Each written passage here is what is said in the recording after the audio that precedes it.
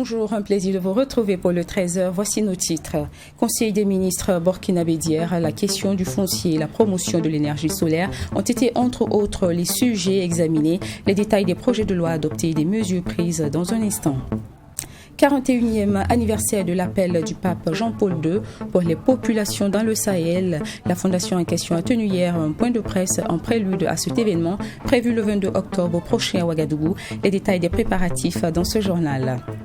Une école dans le quartier Belleville de Ouagadougou, source de conflits avec certains habitants de ce quartier. L'école en question épinglée était censée fermer ses portes cette année. Le voisinage se plaint également de dérangements. Restez avec nous pour en savoir plus.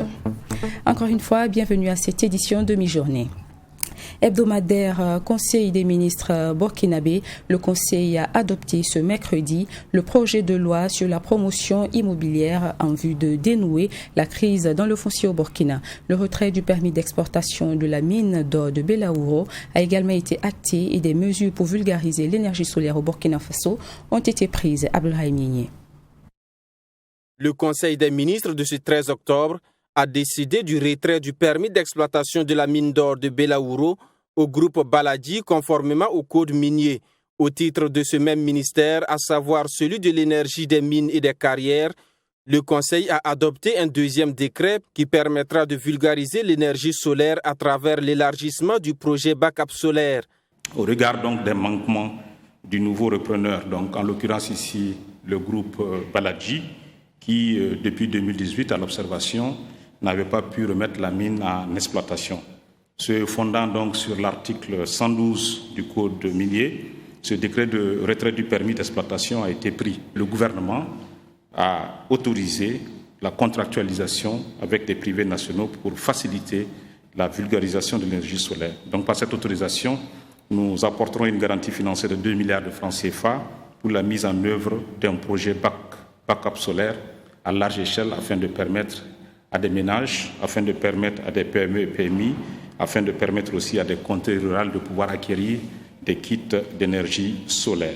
Au titre du ministère de l'Urbanisme, de l'Habitat et de la Ville, le Conseil a adopté un nouveau projet de loi sur la promotion immobilière et autorisé son renvoi à l'Assemblée nationale. Ce projet de loi, une fois adopté par l'Assemblée nationale, va permettre de faire la part entre promotion immobilière et promotion foncière en vue de résoudre la question du foncier qui fait couler actuellement beaucoup d'encre et de salive. Par cette loi, il n'y aura plus donc de confusion possible entre promotion foncière et promotion immobilière. Et ce projet de loi stipule désormais qu'on ne peut plus naturellement aller au-delà de 25 hectares pour les superficies, donc aux fins de promotion immobilière, ce qui est une option tout à fait salutaire.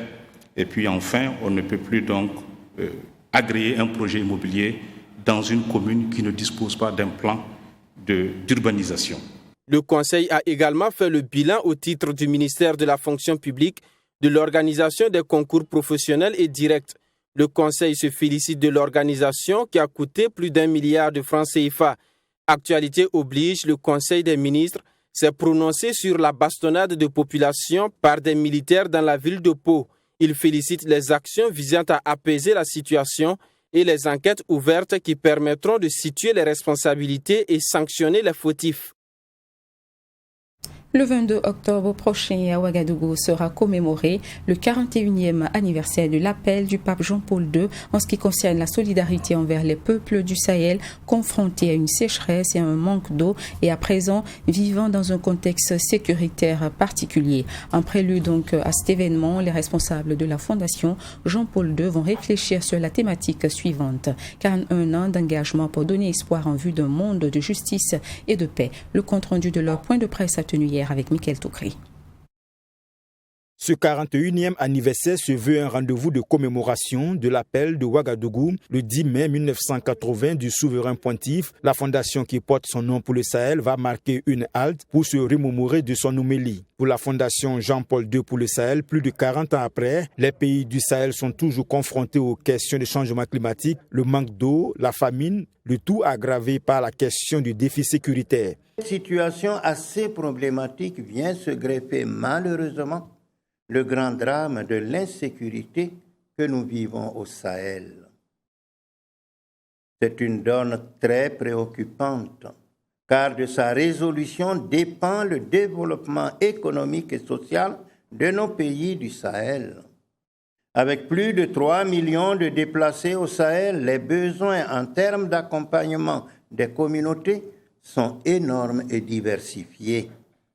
Là encore, la Fondation Jean-Paul II pour le Sahel doit s'y engager davantage. Plusieurs actes vont ponctuer cette célébration commémorative de l'appel du 10 mai 1980. La Fondation Jean-Paul II pour le Sahel intervient dans 9 grands domaines, dont l'environnement, l'écologie et l'enseignement technique. En 4 décennies, la Fondation a pu réaliser 5 590 projets et financer pour les communautés vivantes dans le Sahel plus de 32 milliards de francs CFA. L'objectif de la célébration de l'appel du 10 mai 1980, la Fondation Jean-Paul II pour le Sahel voudrait, en collaboration avec les partenaires, les personnes de bonne volonté, les institutions nationales et internationales, apporter une contribution significative pour plus de paix. C'est dans cette perspective que nous voulons vivre cette cérémonie commémorative du 22 octobre 2021. Et en ce même jour, à 17h30, une célébration eucharistique à la cathédrale de Ouagadougou. Au cours de ces 2 événements, l'Église donnera un message particulier sur la situation au Sahel, marquée par l'insécurité. La Fondation Jean-Paul II pour le Sahel a été officiellement créée le 6 mars 1984. Son siège est au Vatican et le siège du conseil d'administration à Ouagadougou. Sa mission, la formation des personnes qui veulent s'engager au service de leur pays et des citoyens sans discrimination. Double commémoration de la Journée internationale des personnes âgées et de la Journée mondiale contre les rhumatismes tenus respectivement les 1er et 12 octobre dernier à Ouagadougou. En marge de cette double commémoration, la Société burkinabé de rhumatologie SBR, en collaboration avec le Conseil national des personnes âgées du Burkina, a organisé une séance de consultation gratuite au profit des personnes du 3e âge. Cette séance de consultation a été accentuée d'un dépistage du diabète et de l'hypertension artérielle ce mardi. Sanata Seri vous en dit plus. Une consultation spéciale et gratuite en rhumatologie suivie d'une séance de dépistage du diabète et de l'hypertension artérielle au profit des personnes en âge avancé. Cette opération a été initiée par la Société burkinabé de rhumatologie SBR dans le cadre de la double commémoration de la Journée internationale des personnes âgées et de la Journée mondiale contre les rhumatismes. L'objectif visé à travers cette activité est d'encourager ces personnes à suivre de façon régulière leur état de santé. Nous recevons en consultation beaucoup de personnes âgées, mais également nous savons que le coût des consultations est une barrière donc, pour les personnes âgées à pouvoir venir vers nous. Et donc nous avons eu cette idée-là d'aller vers eux à travers des consultations non payantes. C'est important parce que vous savez que la majorité des personnes âgées sont soit des retraités, soit des personnes qui n'ont aucune couverture sociale. Alors, de ce fait, quand il s'agit d'une consultation gratuite, c'est un peu comme la visite médicale annuelle gratuite qu'on offre aux retraités. Bon, malheureusement, c'est que la majorité des personnes âgées ne sont pas des retraités. Et c'est aujourd'hui l'opportunité pour ces personnes-là de pouvoir bénéficier gratuitement donc, de cette consultation. Valentin Sissao est l'un des bénéficiaires de cette séance de dépistage et de consultation gratuite. Occasion pour lui de saluer à sa juste valeur cette initiative de la Société burkinabé de rhumatologie. Pour lui, ces séances de dépistage lui ont permis d'avoir une idée de son état sanitaire. J'ai pu faire au moins 3 dépistages déjà, je pense. Et d'abord, je suis passé pour d'abord le poids, pour voir combien à peu près je pèse. Je suis allé voir celui qui s'occupe de la prise de tension artérielle. Et j'ai eu droit également à un questionnaire, j'ai été soumis à un questionnaire.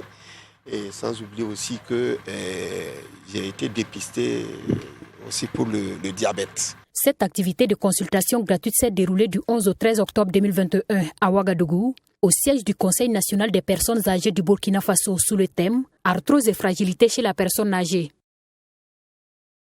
Direction Kaya, dans la région du centre-nord burkinabé, des enseignants et des élèves du lycée privé Kolokom de Kaya ont été récompensés pour leur mérite au cours de l'année scolaire écoulée. C'était lors de la 2e édition de la journée d'excellence tenue samedi dernier dans cette ville. Les responsables de l'école ont donc tenu à distinguer ces élèves et enseignants pour leurs excellents résultats au cours de l'année 2020-2021. Ami Valiant et Cynthia Pascal Hilaire. Au total, 20 élèves du lycée privé Kolokom de Kaya qui ont été primés lors de cette journée d'excellence. Cette distinction vient récompenser les résultats de ces élèves au cours de l'année scolaire 2020-2021. Une journée au cours de laquelle le mérite des meilleurs enseignants a également été reconnu. En ce qui concerne nous les bénéficiaires de ces différents prix, c'est un devoir pour nous de remercier le fondateur pour cette belle initiative et de remercier ses différents enseignants pour le travail abattu jour et nuit. Nous pouvons aller loin pour affirmer que les différents prix que nous avons reçus en ce jour, du 9 octobre 2021, c'est grâce à l'abnégation et la contribution de ces braves enseignants. Présent à cette cérémonie, le ministre en charge de l'Éducation nationale a marqué et félicité les organisateurs et salué l'initiative du fondateur. Il a également réitéré l'engagement de son ministère à accompagner les acteurs du secteur de l'éducation, notamment les promoteurs d'établissements privés. Donc merci encore à tous ceux qui mettent quelque chose de côté pour célébrer l'excellence, tous ceux qui accompagnent l'excellence et tous ceux qui décident d'investir dans l'éducation. Parce que ceux qui investissent dans l'éducation, ce n'est pas pour chercher de l'argent, c'est pour contribuer au développement de leur pays. Merci à toutes et à tous. Très bonne cérémonie d'excellence pour le lycée provincial Kolokom. Je vais être obligé de partir, mais je suis très fier de vous. Et mon souhait serait que si je suis toujours là l'année prochaine, peut-être que je serai avec vous. Issa Gansouré, au nom du fondateur du lycée privé Kolokom, a pour sa part à remercier les élèves et tout le corps enseignant pour le travail abattu au cours de l'année scolaire. Cette tribune de promotion de l'excellence est selon lui une invite à mieux faire. La présente journée d'excellence, deuxième du genre, vient juste récompenser tous les élèves qui se sont bien illustrés à travers les résultats scolaires de l'année scolaire 2020-2021. Ces récompenses doivent en principe créer l'émulation au sein de l'établissement et engager les élèves dans la quête de l'excellence et du don de soi dans les études. Chères personnalités, mesdames et messieurs, chers invités, je ne saurais terminer mon propos sans remercier tous ceux qui ont contribué pour la réussite de cette journée d'excellence. Les lauréats du jour ont reçu entre autres des vélos, des cahiers, des stylos et des sacs. Et les 2 meilleurs du lycée, en plus de ces lots, sont repartis chacun avec une moto. En rappel, le lycée privé Kolokom de Kaya a ouvert ses portes en 2011 et pour cette année scolaire 2021-2022 compte 17 classes et 1200 élèves. Toujours dans la ville de Kaya, le ministre burkinabé en charge de l'éducation nationale a procédé à l'inauguration et à la remise des infrastructures du PAPDCEB samedi dernier.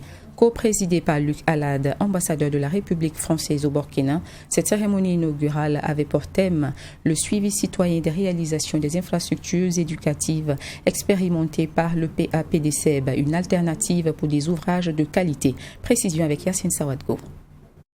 Le quartier Bagrin de la commune de Kaya dispose désormais d'un collège d'enseignement général CG, constitué de 2 bâtiments de salles de classe, un bâtiment administratif et des latrines. Ces infrastructures ont été réalisées grâce au projet d'appui au programme de développement stratégique de l'éducation de base et financé par l'Agence française de développement. Alors, à travers l'Agence française de développement, le peuple français a offert des ressources, que nous puissions réaliser des infrastructures pour accroître la capacité d'accueil dans nos établissements de l'enseignement de base, c'est-à-dire du primaire et du post-primaire. Et cela s'est fait à travers un partenariat entre le ministère en charge de l'éducation, l'Agence française de développement l'Agence nationale d'appui au développement des collectivités territoriales et les communes. Le thème retenu pour cette cérémonie d'inauguration est « Suivi citoyen des réalisations des infrastructures éducatives expérimentées ». Et le ministre en charge de l'Éducation nationale s'engage à mettre en place des comités locaux de projets pour un bon suivi des projets en cours. Aujourd'hui, vous voyez que l'actualité est dominée par des infrastructures de mauvaise qualité qui tombent et qui mettent à mal les efforts du gouvernement, mais décrédibilisant même l'action gouvernementale. Et donc pour nous, c'est important d'aller de l'avant. Et on ne peut aller de l'avant que dans le cadre du suivi citoyen, parce qu'il est difficile, voire impossible, que des parents qui ont des enfants dans une école se mettent à construire des infrastructures qui vont tomber sur des enfants. C'est pour cela que leur implication à travers le comité local de projet, ça a été une très bonne innovation. Et je me suis engagé au nom du gouvernement à faire en sorte qu'à partir de 2022, dans toutes les réalisations du ministère en charge de l'éducation, que des comités locaux de projets soient mis en place de façon à suivre donc les réalisations pour qu'au moins les réalisations qui vont venir soient des infrastructures de qualité comme ce que nous avons vu. Le gouvernement français, à travers l'Agence française de développement, accompagne le Burkina Faso dans la réalisation d'infrastructures depuis plus de 2 décennies. Et le premier conseiller à l'ambassade de France au Burkina Faso s'est réjoui non seulement de la qualité des infrastructures réalisées, mais réitère également l'engagement de son pays à accompagner le Burkina Faso dans le secteur éducatif. L'éducation, c'est une priorité de longue date pour la coopération française, avec son bras armé qu'est l'Agence française de développement. C'est plus de 100 millions d'euros sur une vingtaine d'années. Donc là-dessus, nous savons où nous allons. Nous allons vers la fabrique d'une citoyenneté responsable et capable de choisir les bonnes voies quand on voit effectivement les errements qui illustrent la période difficile sur le plan sécuritaire que traverse aujourd'hui le Burkina Faso. J'insiste sur le fait que nous sommes ensemble, que nous sommes des partenaires fiables et durables du Burkina Faso et que nous le demeurerons. Notons que ce projet, financé par l'AFD, a permis la réalisation de 141 salles de classe dans les régions du centre-est, du centre et du centre-nord.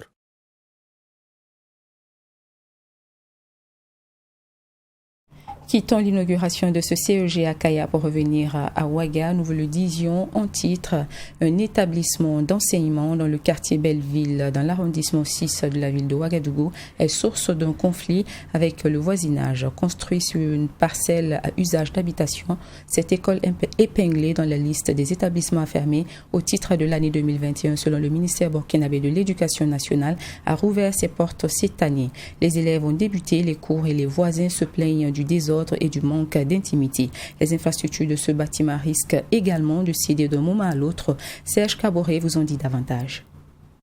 Au Burkina Faso, le ministère de l'Éducation nationale, de l'alphabétisation et de la promotion des langues nationales MENA-PLN publie annuellement la liste intégrale des centres, écoles et établissements privés non reconnus par le gouvernement et à fermer. Si dans la forme, ces actions sont salvatrices et salutaires, le fond laisse souvent à désirer en raison du non-respect de ces mesures de fermeture. Nous sommes ici au quartier Belleville, précisément à Watinoman, dans l'arrondissement numéro 6, dans l'un de ces établissements non reconnus par l'État au titre de cette année scolaire, en démontre cette liste du MENA-PLN publiée en juillet 2021. Contrairement au communiqué, cet établissement est bel et bien fonctionnel et mieux encore, un conflit de voisinage menace la quiétude au sein de cette zone du fait de l'utilisation d'une parcelle à usage d'habitation pour réaliser un bâtiment à 3 niveaux afin d'abriter le dit établissement. Monsieur Cabri Sidial Serré, inspecteur d'éducation à la retraite et voisin mitoyen de cet établissement, ne cache pas son amertume. Les jours ouvrables, il y a du bruit, on ne peut pas s'entendre, on ne peut pas écouter les gens, on ne peut pas écouter les membres de la famille. Et il y a aussi une perte d'intimité dans la famille. Vous voyez, tout ce que vous faites, c'est observé par les enfants. Il y en a qui jettent des objets par la fenêtre. Une fois, par la fenêtre, les enfants passaient par la fenêtre pour dire que l'enfant est gros.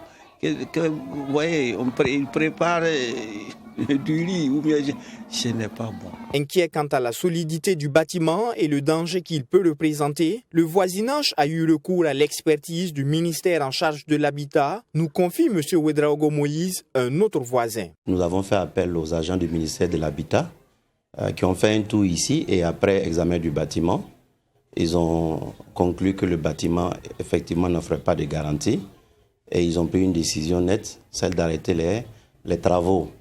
Et ils ont mis la mention en rouge arrêt des travaux au ministère de l'Habitat, mais le promoteur a fait fi de tout cela et il a continué les travaux. Pourtant, des démarches ont été entreprises auprès des autorités en charge de ces questions depuis le début de cette affaire, en démontrent les preuves que nous a fournies M. Ouedraogo. Nous avons déposé une plainte au niveau de la gendarmerie de Boulmiougou, commissariat de Boulmiougou, au niveau de la mairie de l'arrondissement 6. On a même déposé une plainte au niveau du bureau du procureur de l'époque, Mme Maïsa Sérémé.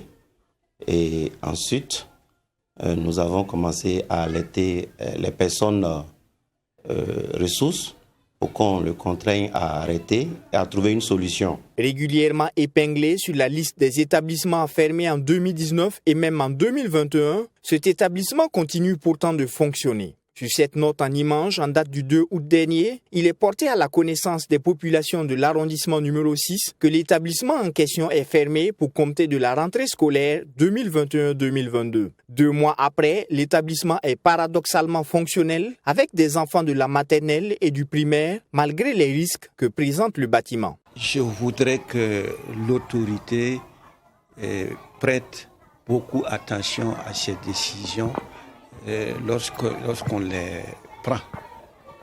Parce que ce n'est pas suivi. Les décisions prises ne sont pas suivies et ça crée des problèmes. Nous interpellons surtout les deux ministères, le ministère de l'Habitat et le ministère de l'Éducation nationale, pour un bâtiment qui n'offre pas de garantie et qui est une menace permanente pour nous ici. Je pense que ce ministère devrait faire tout pour trouver une solution pour garantir la quiétude des voisins. Notons qu'une procédure est également en cours au niveau du tribunal de grande instance de Ouagadougou TGI pour cette affaire qui, depuis 2018, trouble le sommeil du voisinage. Dans le quartier Kiloin, dans l'arrondissement 3, l'association Jeunesse Consciente du Burkina a offert des kits scolaires à des élèves vulnérables de cet arrondissement. Plus de 200 kits d'une valeur de plus d'1,5 million de francs CFA ont été distribués lundi dernier au lycée municipal de Kiloin, un geste de solidarité de cette association pour accompagner les élèves pour une meilleure année scolaire. Abdelrahim Migné. À travers ce don de kits scolaires, l'association Jeunesse Consciente du Burkina entend apporter son soutien aux personnes vulnérables dans la scolarisation de leurs enfants. Ce sont au total 201 kits complets qui ont été remis aux élèves du primaire et du post-primaire de l'arrondissement 3 de Ouagadougou. Les autorités municipales de l'arrondissement ont exprimé leur joie face à ce geste qui vient soulager et encourager les parents à scolariser leurs enfants. Vraiment, aujourd'hui, cette activité est une belle initiative dont nous saluons beaucoup parce que les vulnérables aussi ont besoin d'être comme les autres élèves. Vous savez, en ce moment-ci, il y a des enfants qui veulent partir à l'école mais qui n'ont pas le choix de réussir comme les autres par manque de moyens, par manque de fournitures scolaires ou bien la scolarité. Pour le président de Jeunesse Consciente du Burkina, il était de bon ton pour son association de faire ce geste au regard des personnes vulnérables recensées dans cette partie de la capitale. Il entend ainsi inscrire cette action dans la durée. Notre arrondissement est un arrondissement qui regorge des personnes déplacées du fait du terrorisme, comme on le sait tous. Donc nous avons jugé nécessaire, en plus d'accompagner les orphelins, d'accompagner ces personnes déplacées à scolariser leurs enfants, à trouver des fournitures pour leurs enfants. Benjamin Bamogo, parrain de cette cérémonie, a pris l'engagement avec ses collaborateurs de prendre en charge les 20 meilleurs élèves bénéficiaires de ces kits, une manière de promouvoir l'excellence. Une chose est de donner les kits, mais l'autre chose aussi est de pouvoir les suivre. Donc, en décidant de prendre en charge la scolarité d'une dizaine, maintenant c'est à une vingtaine, nous on a promis une dizaine, mais une vingtaine d'enfants, ça amène l'association forcément à suivre ces enfants.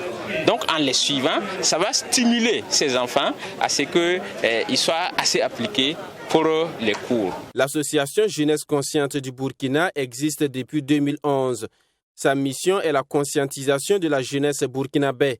Elle œuvre également pour le bien-être social à travers ses actions de soutien aux personnes vulnérables. Page culturelle de ce journal, le FESPACO s'ouvre dans 2 jours et les stars du cinéma seront à l'honneur à travers les Celebrities Days, une initiative de Georgette Paré qui a pour but de susciter un intérêt médiatique pour le rayonnement du FESPACO et la ville de Ouagadougou. Pour annoncer les couleurs de cette 3e édition, prévue du 16 au 23 octobre à Ouagadougou, le comité d'organisation a tenu une conférence de presse jeudi dernier. Le point avec Baraki Sarabdo et Michael Toukri. Le tapis rouge sera déroulé aux personnalités de renom qui prendront part à cette 27e édition du Festival panafricain du cinéma et de la télévision de Ouagadougou. Et cela à travers le concept des Celebrity Days. 3e du genre, cette initiative intègre pour la QV 2021 des innovations majeures. En plus des célébrités du 7e art africain, les grands noms du monde sportif, du théâtre, de l'humour, de la mode, de la musique et de la danse du Burkina Faso et de la sous-région seront également à l'honneur. Cette année, le Burkina a connu quand même pas mal de... vraiment, on a eu de grandes célébrités sportives et c'est l'occasion pour nous de les mettre à l'honneur. Et en plus de cela, l'intitulé de l'activité, c'est Celebrities Days. Donc, c'est des célébrités. Et donc, et les célébrités, nous en avons énormément. Nous en avons dans la musique, nous en avons au théâtre, nous en avons dans la mode, nous en avons, voilà. Donc, c'est une manière d'impliquer justement toutes ces célébrités-là à prendre part à la fête du cinéma. Voilà, c'est tout ça qui va agrémenter ou qui va davantage mettre en lumière justement le FESPACO.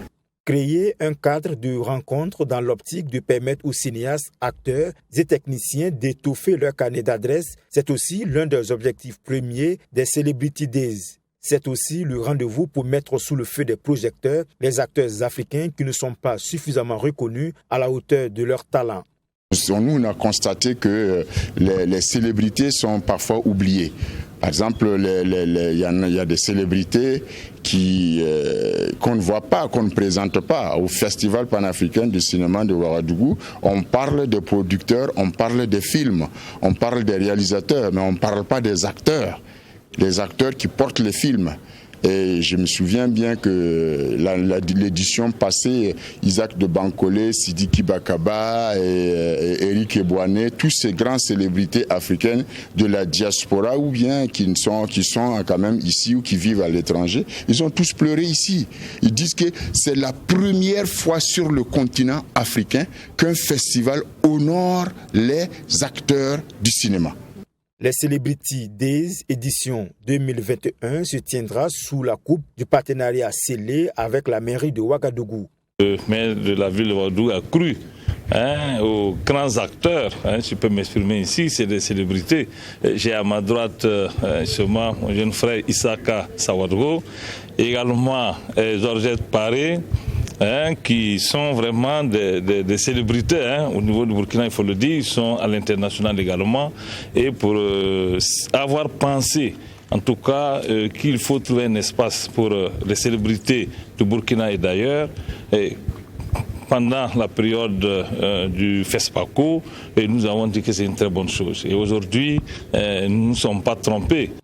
La soirée des célébrités est prévue pour le 17 octobre et pour ce faire, un pavillon des célébrités sera aménagé au sein de l'hôtel de ville de Ouagadougou pour faciliter les rencontres et les échanges entre les invités et les hommes de médias. Rappelons que pour cette 27e édition du FESPACO, le Sénégal est le pays invité d'honneur et l'acteur Omar Sy est annoncé parmi les célébrités attendues à Ouagadougou. Parlons théâtre à présent avec l'un des plus grands spectacles de l'année du Carrefour international du théâtre de Ouagadougou dénommé Costume. Cette pièce de théâtre est le 49e spectacle du CITO. Plusieurs comédiens, artistes et figures emblématiques du cinéma ont joué dans cette pièce qui traite d'un problème de couple, notamment de l'infidélité, et aborde également les questions liées à la corruption, aux problèmes fonciers et de mauvaise gouvernance. Le spectacle sera ouvert au public du 13 octobre au 6 novembre prochain. Détail avec Abdoulaye Migné. C'est le pays. Vous pouvez investir à l'aise. C'est un conseiller municipal qui, après avoir reçu une mallette contenant des billets de banque de la part d'un promoteur immobilier, lui donne l'autorisation d'exploiter un terrain de plus de 100 hectares dans sa commune. Ce dernier, de plein droit donc, démolit les habitations spontanées appelées non loties, mettant les résidents dans la détresse. C'est la substance de la pièce théâtrale intitulée Costume, qui traite du problème foncier, de la corruption et de la malgouvernance. Et au centre de ces problèmes, l'infidélité dans un couple qui finit d'une manière dramatique. Vous avez vu qu'à travers cette affaire de couple, si on n'arrive pas à résoudre ça entre deux personnes, comment on veut le résoudre au niveau national? C'est là que ça évoque. Ça veut dire que ce n'est pas juste des parades pour dire journée de réconciliation quoi. Le pardon est un élément fondamental pour construire un foyer, construire une famille, construire une nation. Et ça demande beaucoup de sacrifices. Ça demande que chacun aille à l'intérieur de lui-même, et c'est ce que le metteur en scène a voulu pousser à travers cette histoire familiale. Au-delà de cette histoire de couple, nous, on a voulu quand même parler d'autres choses qui nous intéressent, donc ce qui concerne les parcelles, les questions des non-outils et beaucoup d'autres bombes que nous avons essayé comme ça de caresser dans ce que Paul a bien pu me proposer de son adaptation. Ce spectacle, qui marque le début du 49e spectacle majeur du CITO, a connu la présence de la directrice générale des arts, venue représenter son ministre de tutelle. Elle a exprimé sa satisfaction vis-à-vis des thèmes abordés à travers la pièce. Un très beau spectacle. Vraiment, j'ai été très impressionnée, très émue par tout ce que j'ai vu ce soir. Une belle pièce. Ils nous ont dit que c'est une adaptation, mais vraiment une très belle adaptation du texte original et vraiment une pièce qui sensibilise beaucoup. Nous allons lancer un appel pour que beaucoup de gens puissent venir voir cette pièce, nos autorités et nos collègues. Notons que la pièce théâtrale intitulée Costume est inspirée d'un texte sud-africain. Elle met en scène 12 comédiens et musiciens et sera jouée du mercredi au samedi, et ce du 13 octobre au 6 novembre 2021. Et du football pour terminer, la première édition du tournoi de la Révélation s'est jouée dans le quartier Rimpieta ce week-end. La finale a opposé ASEB à Asrim, une partie remportée par ASEB sur le score de 2-1. Compte rendu Serge Caboret. La première édition du Maracana dénommé Tournoi de la Révélation a connu son apothéose le week-end dernier au quartier Rimpieta. Débuté par une minute de silence en la mémoire de Ina Drabo, arrachée à l'affection des siens, la finale a opposé l'équipe d'ASEB en vert contre celle d'ASRIM en bleu. Dès l'entame du jeu, les Verts imposent leur domination et occupent la moitié du terrain adverse avec des occasions de but non fructueuses. Déterminé à maîtriser son adversaire, ASEB ouvre le score à la 8e minute de jeu à travers ce coup franc magistral du Dossard 4 Ayata Sawadogo. ASRIM en bleu se jette à son tour dans la bataille et multiplie des offensives stériles. Mais la mi-temps intervient sur le score de 1-0 en faveur d'ASEB. À la reprise, les Bleus se montrent percutants, mais c'est sans compter sur le dynamisme du gardien de but adverse. À la 67e minute, ASRIM arrache l'égalisation à travers ce coup franc transformé par Franck Caboret.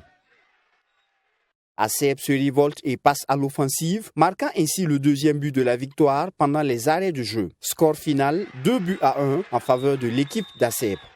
De quoi réjouir le parrain du tournoi qui s'est engagé à poursuivre son accompagnement. Il faut dire que c'est vraiment un tournoi très jeune, je dirais. Et nous aussi, avec ce que nous avons vécu comme expérience dans le domaine, nous souhaitons vraiment accompagner tant qu'on peut ces jeunes vraiment qui s'essaient dans le sport, dans le football en particulier. Donc nous essayons maintenant de leur donner aussi notre soutien pour vraiment les accompagner. Parce que nous souhaitons vraiment avoir des étaux, voilà, des Didier Drogba au Burkina Faso. Première édition du genre, le tournoi de la révélation vise à détecter des talents selon son promoteur. Je pense que c'est quand même d'un niveau élevé, parce que vous avez vu que les enfants étaient effectivement en jambes et avec effectivement le soutien des uns et des autres, vous avez vu que voilà, ils ont été vraiment bien footballistiques et vous avez vu que le score est fini 2-1 en faveur de la Sèvre. Bon, l'AS RIM qui organise sur ces installations et comme je le disais, on organise pour gagner et c'est la jeunesse qui aurait gagné. L'AS RIM, finaliste malheureuse de cette compétition, s'en sort avec la somme de 50 000 francs plus un ballon.